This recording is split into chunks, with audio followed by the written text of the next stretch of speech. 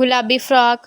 ستارہ شیشے کے ڈسپلے میں سجی گلابی فراک کو دیکھنے میں اس قدر محبوب تھی کہ اسے احساس تک نہیں ہوا کہ اس کے پاپا کب سے ہاتھ میں آئس کریم پکڑے اسے محبوب توڑنے کے منتظر ہیں، مگر ستارہ ارد گرد سے بے خبر فراک دیکھی جا رہی تھی۔ مجبوراً احسان صاحب کو اس کی آنکھوں کے سامنے اپنا ہاتھ لہرانا پڑا۔ تب کہیں جا کر انہوں نے فراک سے نظر ہٹا کر آئس کریم کو دیکھا جو تقریباً پگھلنے قریب آ گئی تھی۔ پاپا کے ہاتھ سے آئس کریم لے کر وہ گاڑی میں جا بیٹھی۔ گھر جانے کے بعد بھی وہ فراک اس کے ذہن میں ہی رہی۔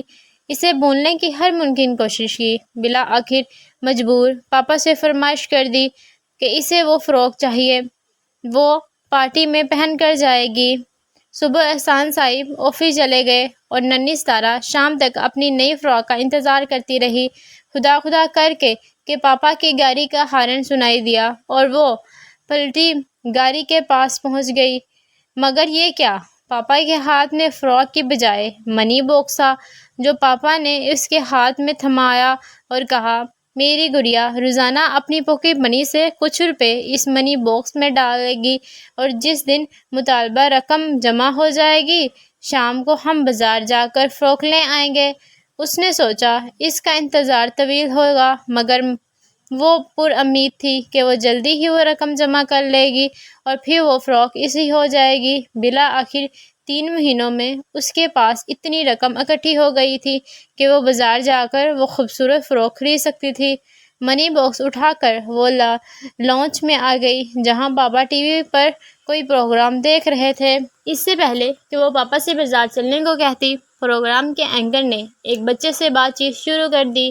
وہ ایک کمزور بچہ تھا جس پر قمیض بھی موجود نہ تھی۔ وہ سیلاب سے متاثرہ کیمپ میں رہائش پذیر تھا۔ اس کے ماں باپ اور بہن بھائی متعلقہ کچھ پتہ نہ چل سکا تھا وہ کہاں ہیں۔ پاپا بازار چلیں، ستارہ نے پاپا کو متوجہ کیا۔ ستارہ، احسان صاحب اور مینا بیگم بازار پہنچ گئے۔ بجائے وہ گلابی فراک خریدنے کے لیے گاربیج کی دکان پر جاتی، وہ گاربیج کی ساتھ والی دکان جنرل اسٹور پر چلی گئی۔ وہاں سے کھانے پینے کی ڈھیروں اشیاء پیک کروائی۔ جب وہ گاڑی تک پہنچی تو امینا بیگم نے حیران کن نظروں سے اس کو دیکھا۔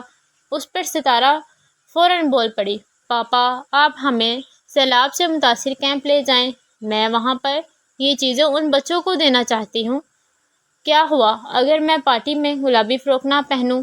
میرے پاس اور بھی بہت سے کپڑے ہیں، میں ان میں سے کوئی بھی پہن لوں گی، مگر میں اپنے جیسے بچوں کو اس مصیبت میں تنہا نہیں چھوڑ سکتی۔ یہ کہتے ہوئے اس کی آنکھوں میں آنسو آ گئے۔ سیلاب سے متاثرہ کیمپ میں ستارہ نے بچوں میں وہ پیکٹ تقسیم کیے جو وہ اپنے ساتھ لائی تھی۔ احسان صاحب نے بھی وہاں موجود بچوں میں رقم تقسیم کی۔ رات میں ان کی واپسی خاصی دیر سے ہوئی۔ ستارہ آتے ہی سو گئی کیونکہ صبح اسے اسکول میں ہونے والی پارٹی میں شریک ہونا تھا۔ صبح میں مینا بیگم اسے اٹھا کر جاگ چکی تھی۔ وہ سستی سے آنکھیں ملتی ہوئی اٹھ بیٹھی۔ اسے لگا وہ خواب دیکھ رہی ہے۔ بیڈ کے ایک طرف ہی گلابی فراک رکھی تھی۔ اس نے ہاتھ لگا کر یقین کرنا چاہا کہ آیا یہ واقعی فراک ہے یا کچھ اور۔ یقین آنے پر وہ جلدی سے بیڈ سے اتر کر کچن کی طرف بھاگی جہاں ماما پاپا ناشتہ پر اس کا انتظار کر رہے تھے اور اسے وہاں ان کا شکریہ بھی تو ادا کرنا تھا کیونکہ پاپا جان ستارہ کے لیے رات کو بالکل ویسے ہی فراک لے کر آئے تھے کیونکہ گلابی فراک ان کی لاڈلی بیٹی کو بہت پسند تھی، اسی لیے اسے سرپرائز دیا تھا۔ پیارے بچوں، ہم سب کو ایسی نیکیاں کرنی چاہیے اور اجر اللہ تعالیٰ پر چھوڑ دینا چاہیے۔ تو پیارے بچوں، اس کہانی سے تو ہمیں ایسا ہی سبق ملتا ہے کہ نیکی کر دریا میں ڈال۔